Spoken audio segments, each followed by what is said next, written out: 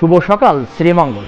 গত রাত্রে আমরা এই শ্রীমঙ্গলে অবস্থান করেছি। মৌলভীবাজার সিরিজে আজকে আমাদের দ্বিতীয় দিন। দ্বিতীয় পর্বে আমাদের প্রথম টুরিস্ট স্পট হচ্ছে সাতছড়ি জাতীয় উদ্যান। লাউয়াছড়া জাতীয় উদ্যানের রোড। স্বাগতম কমলগঞ্জ উপজেলা। লাউয়াছড়া জাতীয় উদ্যানটি কমলগঞ্জ উপজেলার ভিতরে পড়েছে। সাতছড়ি জাতীয় উদ্যানটি কমলগঞ্জ উপজেলার ভিতরে হলেও শ্রীমঙ্গল থেকে মাত্র 8 কিলোমিটার দূরবর্তী স্থানে অবস্থিত। এই কমলগঞ্জ উপজেলার এই লাউয়াছড়া জাতীয় উদ্যানের ভিতর দিয়ে যে রোডটি গেছে, এটি একটি মহাসড়ক। এটা মূলত লাউয়াছড়া জাতীয় উদ্যানের ভিতর দিয়ে। দিনের বেলাও এত অন্ধকার, আঁকা বাঁকা সড়ক। সামনে আমরা এই বনের ভিতর দিয়ে 10 থেকে 15 মিনিট আসার পরেই চলে আসি লাউয়াছড়া জাতীয় উদ্যানের প্রধান ফটকের কাছে।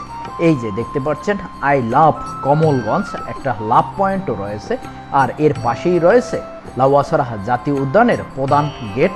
আর এই গেটের এখান থেকে টিকিট কেটে ভিতরে প্রবেশ করতে হবে, তবে টিকিট মূল্য 115 টাকা করে। টিকিট কাউন্টারের পাশেই একটি বিলবোর্ড টানানো রয়েছে, এখানে প্রবেশের মূল্য তালিকা সহ এখানে কোন কোন প্রাণী রয়েছে তার তালিকা এখানে টানানো রয়েছে। আমরা এর পাশ দিয়ে ভিতরে প্রবেশ করি, আর গেট দিয়ে ভিতরে প্রবেশ করলেই এই অসাধারণ ওয়াকওয়ের রাস্তাটা আমাদের চোখে পড়ে। আর দুপাশে সারি সারি গাছ মাথা উঁচু করে দাঁড়িয়ে রয়েছে। এই প্রধান ফটক দিয়ে ঢোকার পরে এই ওয়াকওয়ে ধরে হাঁটতেছি। এখানে দুপাশে সারি সারি অনেকগুলো গাছ রয়েছে। এই যে দেখতে পাচ্ছেন আমার পিছনে বড় বড় গাছ, এই ডান পাশে এবং বাম পাশে। আর হাঁটার জন্য দুইটা ওয়াকওয়ে করে দিয়েছে। তাই দেখি আমরা কি রয়েছে ভিতরে। চলুন আমাদের সাথে, আপনারাও দেখতে থাকুন এখানে ভিতরে কি রয়েছে। হাঁটতে হাঁটতে কিছু দূর এগিয়ে গেলেই আমাদের চোখের সামনে বড় মোটা মোটা বাঁশ, যার নাম হচ্ছে জাইবাস। এটার নাম হচ্ছে জাইবাস প্রজাতির, যা অনেক মোটা। এই যে অনেক বাঁশ রয়েছে এখানে। এখানে একটা মসজিদ রয়েছে। 5 থেকে 7 মিনিট হাঁটার পরে সেই কাঙ্ক্ষিত রেল লাইনটি পেয়ে গেলাম, যা জাতীয় উদ্যানের ভিতরে রয়েছে। আর এই রেল গেটের এখানে একটি বাংলা মুভি করা হয়েছে আর একটি ইংলিশ মুভি রয়েছে। এই যে এখানে দেখা যাচ্ছে যে লাউয়াছড়া বনে অস্কার জয়ী Hollywood movie around the world in 80 days এর shooting spot rail line. Oscar প্রাপ্ত ছবিটির কিছু অংশ ধারণ করা হয়েছে, যা এই শুটিং সাল 1955, মুক্তি পায় 1956 সালে। এই রেল লাইনের পাশে অস্কার প্রাপ্ত সেই মুভিটি করা হয়েছে কিছু অংশ এখান দিয়ে। এবং এর পাশেই ওপাশে এখানে 2008 সালে আমার আছে জল, হুমায়ুন আহমেদের চলচ্চিত্র। এই যে এই মুভির কিছু অংশ এই রেল লাইনের পাশে বা এই রেল গেটের এখানে কিছু অংশ ধারণ করা হয়েছে।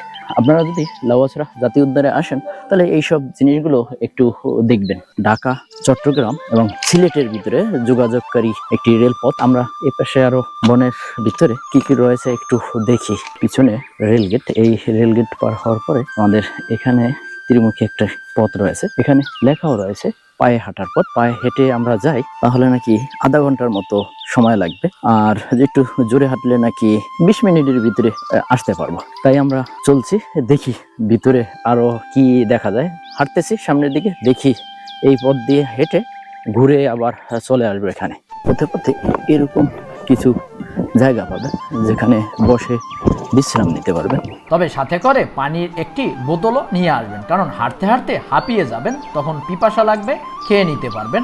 এছাড়া এখানে আসলে কিছু দিক নির্দেশনা পাবেন। এই যে দেখতে পাচ্ছেন এদিকে 3 ঘন্টার হাঁটার পথ, আর বাম পাশের যে পথটি রয়েছে এটি আধা ঘন্টা হাঁটার পথ। তারাও ঘুরতে আসছে, আমরাও আসছে এখানে করার জন্য।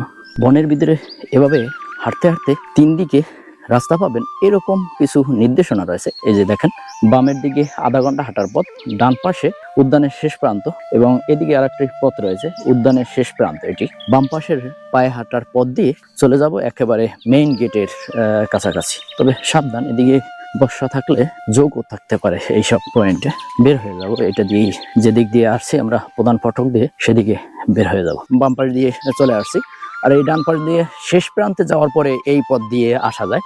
আর এই যে 1/2 কিলোমিটার হাঁটার পথ এই সামনের দিকে, আমরা এখান দিয়ে মেইন গেটে বের হয়ে যাব। প্রচুর পরিমাণে বাঁশ রয়েছে এখানে। এই যে দেখেন, বিভিন্ন প্রজাতির গাছ, মূলত একটা উদ্যান বিভিন্ন প্রজাতির পশু পাখিও রয়েছে এখানে। আমাদের হেঁটে আসতে সময় লেগেছে 25 মিনিটের মতো। আমরা একেবারে মেইন গেটের কাছাকাছি চলে আসছি। এখানে একটি বন গবেষণা কেন্দ্র ও একটি রেস্ট হাউস রয়েছে। এখানে বন বিভাগের কর্মকর্তারা বসবাস করে থাকে। আর এখানে রয়েছে প্রচুর পরিমাণে বানর। প্রায় 2 থেকে আড়াই ঘন্টা সময় অতিবাহিত করার পরে আমরা যেই গেট দিয়ে ঢুকেছিলাম আবার সেই গেট দিয়ে বের হয়ে চলে আসি। এখানে একটা মার্কেটের মতো রয়েছে, এখানে বিভিন্ন প্রকারের ফল ফলাদি পালন। এই যে আমরা তার ভিতরে একটা কিনে এনেছি, প্রায় 100 টাকা নিয়েছে। আমাদের পরবর্তী ট্যুরিস্ট স্পট হচ্ছে মাধবকুণ্ড ঝর্ণা। লাউয়াছড়া জাতীয় উদ্যানের এই আঁকাবাঁকা সড়কটি ধরে আমরা ছুটে চলছি মাধবকুণ্ড ঝর্ণার দিকে। আর এই রোডটা আসলেই অসাধারণ। মাধবকুণ্ড ঝর্ণাটি এই লাউয়াছড়া জাতীয় উদ্যান থেকে 70 কিলোমিটার দূরবর্তী স্থানে অবস্থিত, যা আমাদের যেতে সময় লাগবে 2 থেকে আড়াই ঘন্টার মতো। আমরা এখন রয়েছি কমলগঞ্জ উপজেলায়। আমাদেরকে যেতে হবে বড়লেখা উপজেলায়। মাধবকুণ্ড ঝর্ণাটি পড়েছে বড়লেখা উপজেলার ভিতরে। প্রায় 2 ঘন্টা 30 মিনিট পথ পাড়ি দিয়ে আমরা চলে আসছি কাঁঠালতলি বাস স্টেশনের কাছে। আর এখান থেকে আমাদেরকে আরও 7 কিলোমিটার পথ যেতে হবে। ফাইনালি আমরা মাধবকুণ্ড ইকো পার্ক এবং মাধবকুণ্ড ঝর্ণার কাছাকাছি চলে আসি। আমাদের ম্যাপে আর 1.5 কিলোমিটার সামনে।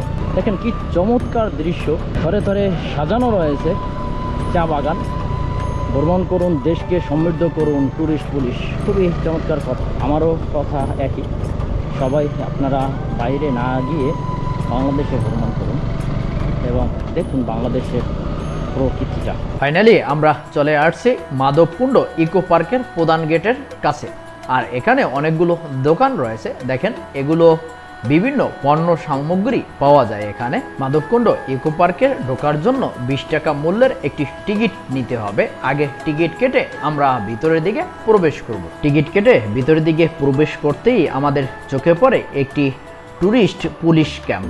আর এই পাকা সড়কটি ধরে আমরা হেঁটে হেঁটে যাচ্ছি। ঝর্ণায় যাওয়ার জন্য মূলত এই রাস্তাটি ব্যবহার করে আমাদেরকে যেতে হবে। টাইস করা এই পাকা সড়কটি দিয়ে হেঁটে যেতে যেতে হাতের ডান পাশেই দেখা যায় একটি নদী রয়েছে। মূলত এই নদীটি এই ঝর্ণার পানি প্রবাহিত হয়ে থাকে। এই ঝর্ণার পানি প্রবাহিত হওয়ার কারণেই এই নদীর সৃষ্টি হয়েছে। তার অপোজিটে অনেকগুলো ছোট ছোট বাড়িঘরও রয়েছে, যা স্থানীয় বাসিন্দারা এখানে বসবাস করে থাকে। আরও কিছু দূর এগিয়ে গেলেই এখানে একটি বাংলাদেশ পর্যটক কর্পোরেশনের অফিস রয়েছে এবং এখানে একটি রেস্টুরেন্টও রয়েছে, পর্যটক কর্পোরেশন রেস্টুরেন্ট। চাইলে আপনারা এখানে খাবারও খেতে পারবেন। চলার পথে আপনারা ইকো পার্কের ভিতরে এরকম একটা অপরূপ দৃশ্যও পেয়ে যাবেন। সুবরি বাগান একেবারে পাহাড়ের উপরে দাঁড়িয়ে রয়েছে। আর এদিকেই রয়েছে ইকো পার্ক। এই যে হুজুরের আসতেছে, পাহাড় গড়িয়ে পানি পড়তেছে। এখানেও বসার পথ রয়েছে। দেখেন, এই যে খুবই সুন্দর জায়গা। এখানে হিন্দুদের একটি মন্দিরও রয়েছে, কটেজ এলাকা। এখানে একটি আলাদা ফিল পাওয়া যায়, যেখানে 10 টাকা টিকিট নিয়ে থাকে। ফাইনালি আমরা চলে আসছি আমাদের সেই কাঙ্ক্ষিত মাধবকুণ্ড ঝর্ণার কাছে। ওয়াও, কি চমৎকার! এখানে দাঁড়ালে খুবই চমৎকার লাগতেছে। আর এই পথটি একেবারে শেষ পর্যন্ত পাকা করে রেখেছে, কারণ আমি বাংলাদেশের বিভিন্ন ঝর্ণায় গিয়েছি, এটার মতো এরকম পাকা করা ঝর্ণা আর কোথাও আমি পাইনি। চমৎকার দৃশ্য। আর এই মাধবকুণ্ড ঝর্ণার পানিটা গড়িয়ে পড়তেছে। এখানে অনেকে গোসল করতেছে, অনেক পর্যটক রয়েছে এই স্পটে এবং এখানে গোসল করে বসারও ব্যবস্থা রয়েছে, যেটা একমাত্র এখানেই দেখলাম। আমি অনেকগুলো ঝর্ণায় গিয়েছি, কিন্তু এরকম সুব্যবস্থা কখনো দেখা যায় না। কাছে যাওয়া নিষেধ রয়েছে, কারণ এটা খুবই বিপজ্জনক। এখানে অনেক মানুষ আসছে, যারা ছেলে মেয়ে বা পরিবার নিয়ে আসছে। তারা কি চমৎকার দৃশ্য, উপরের থেকে গড়িয়ে পড়তেছে। ওর কাছে যাওয়া নিষেধ রয়েছে, যার কারণে ওখানে যাওয়া যায় না, কারণ এটা খুবই মারাত্মক একটি জায়গা। আমি এখন দাঁড়িয়ে রয়েছি একটি ঝর্ণার সামনে। দেখেন, আমার পিছনে প্রচণ্ড গতিতে উপর থেকে পানি গড়িয়ে গড়িয়ে পড়তেছে। আর এটা হচ্ছে মাধবকুণ্ড ঝর্ণা, আর এটা রয়েছে মাধবকুণ্ড ইকো পার্কের এই একটি জলপ্রপাত বা মাধবকুণ্ড ঝর্ণা। মাধবকুণ্ড ঝর্ণার সামনে আমরা দীর্ঘ সময় অতিবাহিত করি। আমাদের পরবর্তী গন্তব্য হচ্ছে সুজানগর, আর সুজানগর এখান থেকে মাত্র 14 কিলোমিটার দূরে অবস্থিত। এখান থেকে আমাদেরকে প্রথমে যেতে হবে কাঁঠালবাগান বাস স্টেশন, সেখান থেকে রাতুলি বাজার, এরপরে আজিমনগর বাজার, এরপরে সুজানগর যেতে হবে। আর এই সুজানগরে রয়েছে আতর উৎপাদন কেন্দ্র। আমাদের পরবর্তী ট্যুরিস্ট স্পট হচ্ছে আতর উৎপাদন কেন্দ্র, যা সুজানগরে অবস্থিত। রাতুলি বাজার পার হয়ে হাতের ডান পাশে যে পাকা সড়কটি চলে গেছে, এটি দিয়ে সামনের দিকে কিছু দূর এগিয়ে গেলেই অসংখ্য গাছপালা দেখতে পাওয়া যায়। তার ভিতরে আগর গাছটি অন্যতম। এই দুপাশে মাথা উঁচু করে দাঁড়িয়ে রয়েছে, দেখতে যেরকম সুন্দর লাগছে। আর এই আগর গাছ থেকেই মূলত মূল্যবান দামি আতরটি উৎপাদন করা হয়। আর এই অঞ্চলে রাস্তার পাশে সারি সারি এই আগর গাছগুলো অহরহর দেখতে পাওয়া যায়। খুবই চমৎকার লাগতেছে, পরিবেশটা খুবই অসাধারণ। আমি এখন রয়েছি একটি আগর বাগানে। এখানে এই আগর গাছগুলো থেকে আতর উৎপাদন করা হয়। 5-7 বছর পরেই তারা 5-7 বা 10 বছর পরেই তারা এই পেরেকটা লাগিয়ে দেয়। পেরেক লাগিয়ে দেওয়ার পরে এটা আরও দেখা যায় 8 থেকে 10 বছর যায়। এই পেরেক লাগানোর ওখানে দেখা যায় যে কালো একটা আবরণ পড়ে, আর ওই আবরণটা সংগ্রহ করে তারা পানি দিয়ে জাল দেয়। জাল দেওয়ার পরে এটার ভিতর থেকে আতর তৈরি হয়। আর এই আতরটাই বিশেষ করে মিডল ইস্টের বিভিন্ন দেশে তারা এই আতরটা বিক্রি করে। সৌদি আরবে এই আতরটার খুবই কদর রয়েছে। এগুলো সব আগর গাছ। এই অঞ্চলে যতদূর চোখ যায় এরকম আগর গাছের দেখা মিলবে। আর আমরা এখন একটা ফ্যাক্টরি ভিজিট করব, যেটা আগর উৎপাদনের প্রসেসিংটা বলবে আমাদেরকে। প্রিয় দর্শক, আমরা দাঁড়িয়ে রয়েছি একটি আগর কারখানায়। এই কারখানার মালিকের সাথে আমরা জানবো এই কারখানা থেকে তারা কি প্রসেসিং এ এই আতরটা পায়, তার বিস্তারিত আমরা এই ভাইয়ের কাছ থেকে জানবো। আসসালামু আলাইকুম, ভালো আছেন ভাইয়া? আচ্ছা ভাইয়া, এই আতরটা আপনারা কিভাবে পান? গাছ ম্যাচিউর হতে 10 থেকে 12 বছর লেগে যায়। আচ্ছা, ম্যাচিউর হওয়ার পরে আমরা এই গাছগুলোকে পেরেক ইউজ করি। পেরেকটা মারার পরে আরো 8 বছর 5 বছর জি, বা আমরা যতটুকু বেশি রাখতে পারি ওইটা আতরের পরিমাণ পাওয়া যায়। মানে যতদিন বেশি রাখা যায় কালো অংশটা বেশি হয়, আতরটা ভালো পাওয়া যায়। ভালো পাওয়া যায়। আচ্ছা, তাহলে আমরা ওই বাগান থেকে গাছগুলো কেটে নিয়ে আসি আমাদের ফ্যাক্টরিতে। আনার পরে এখানে ছোট ছোট পিস করা হয়। আচ্ছা, আমরা ওই প্রসেসিং এ যাচ্ছি। আচ্ছা, আমাদের এই যে কাঠগুলো দেখা যাচ্ছে, এই যে কাঠগুলো দেখা যাচ্ছে, এই কাঠের মধ্যে কিছু অংশ আছে কালো। এই যে কালো অংশগুলো, জি, এগুলোই আমাদের মূল্যবান আতর পাওয়া যায়। এই যে কালো অংশ, এই মূলত এই কালো অংশটাই আতর। হ্যাঁ, মূলত আমাদের এই গাছের মূল্যবান জিনিসটাই হচ্ছে এই কালো অংশটুকু আমাদের। আচ্ছা, ওই পেরেক লাগানোর পরে যে কালো হয়ে যায় ওই অংশটা। হ্যাঁ, ওই অংশটা আমাদের। আচ্ছা আচ্ছা আচ্ছা আচ্ছা, এই ড্রামে কতদিন আপনারা করে রাখেছেন? আনুমানিক 20-25 দিন বা 1 মাস এরকম রাখতে হয়। আচ্ছা, এইটা এরকম রাখার পরে এরপরে কি করেন আপনারা? এরপরে আমরা এই ডেকের মধ্যে নিয়ে আসি। তাহলে এইটা আমরা ভরে ধরে এখানে টিপ লাগানোর পরে এটা চলতে থাকবে। আচ্ছা, ওইখান থেকে আনার পরে এটার ভিতরে কি করেন? এটারে জাল দেন? জাল দিই, হ্যাঁ। আচ্ছা, গ্যাসের সাহায্যে জাল হয়। আচ্ছা, গ্যাসের সাহায্যে বাষ্প করানো হয়। এই ডেকগুলো একটানা 10 দিন পর্যন্ত চলে, 24 ঘন্টা। যদি আতর 24 ঘন্টা এক টানা জ্বলে? টানা চলতে থাকে। ও মাই গড, কখনো দেখা যায় 15 দিনের মধ্যে জ্বালাতে হয়। তাই? এদিকে বাষ্প হয়ে এই জায়গায় চলে আসে। এটা হলো কনডেন্সার। বাষ্পটা যখন আসে এই জায়গায় আসার পরে এখানে যখন সে ঠান্ডা পায়, জি, পানি হয়ে যায়। পানি হয়ে যায়, হ্যাঁ, বাষ্পটা আর কি। এই পাত্রের মধ্যে আতর আর পানিটা চলে আসে এই জায়গায়। মূল অংশটা এখানে চলে আসে নিচে? নিচে চলে আসে। আচ্ছা আচ্ছা, পাত্রের মধ্যে কাজ করলে আতর পাওয়া যায়।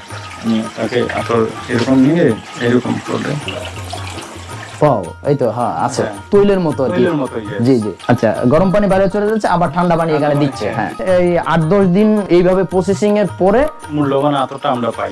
একটা ডেকের মধ্যে পাওয়া যায় 6 ml পর্যন্ত। এই একটা ডেকের ভিতরে 6 ml পর্যন্ত পাবেন। এটা বিক্রি করেন কোথায়? আমরা মিডল ইস্টে বিক্রি করে, যেমন দুবাইতে যায়, সৌদিতে যায়। আমাদের দেশে তো আর এটা মনে হয় ইউজ হয় না। আমাদের দেশে এগুলো ইউজ করে না, প্রাইসটা বেশি, যার জন্য কি ইউজ করে না। আচ্ছা, খুবই উচ্চ মূল্য হয়ে থাকে। 12 ml কখনো হয়ে যায় 10 থেকে 12,000, কখনো হয় 8 থেকে 10,000 এইরকম। আচ্ছা, 12 গ্রামের দাম 8-10,000 12,000 এরকম অ্যাভেলেবেল আর কোয়ালিটির উপরে ও আচ্ছা, এই আতরের কোয়ালিটির উপরে ডিপেন্ড করে। থ্যাংক ইউ ভাইয়া, আপনার সাথে কথা বলে ভালো লাগলো। ভালো থাকবেন। আজকে এ পর্যন্তই, দেখা হবে অন্য কোনো এপিসোডে। ততক্ষণ পর্যন্ত আপনারা ভালো থাকুন, সুস্থ থাকুন। আর আমার ভিডিওগুলো যদি ভালো লেগে থাকে তাহলে আমার চ্যানেলটি সাবস্ক্রাইব করবেন পাশে থাকা বেল আইকনটি প্রেস করবেন।